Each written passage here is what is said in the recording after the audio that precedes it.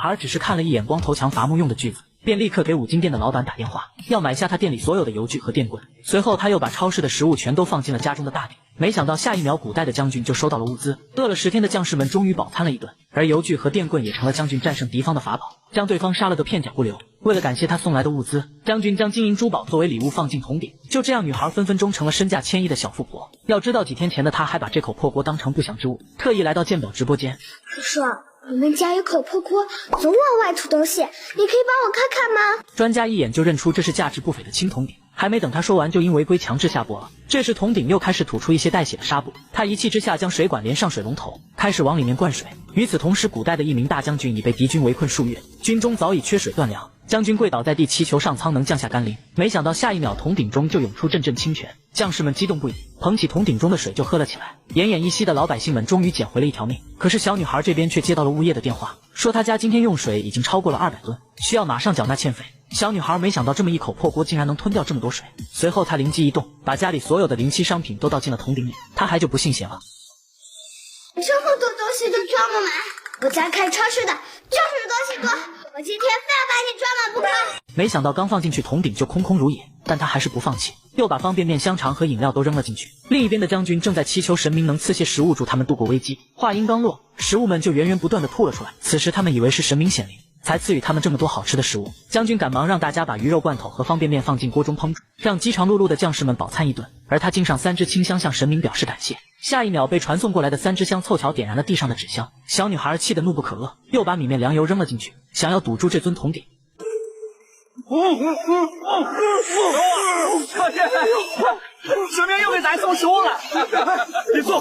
不哥，你们2人快把食物清点一下。剑南班知道我军缺少兵粮，必定会发起攻城战。这些食物不仅要分给百姓，还要留下一部分给我军当做军粮。是。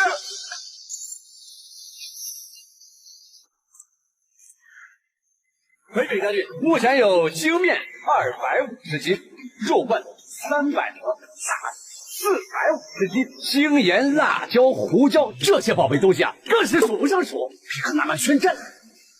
这些远远不够，将军，这能买刀兵精粮，就凭我们手里的天破铜烂，根本就不是咱们的对手。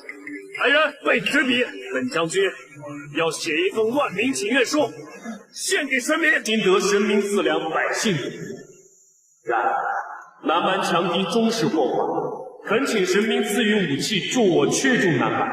谨臣愿以身赐死，世代不分。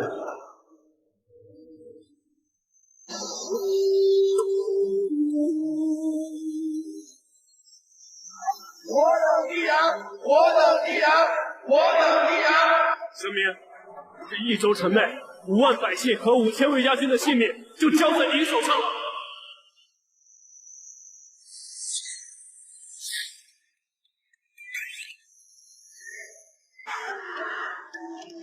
天启元初5年，地书干旱。难道我家这口破锅里住了一群小人？不行，既然他们有困难，本仙女必须帮帮他们。我就是你们说的小仙女，你们放心，我这就给你们找武器，你们有照应。神明，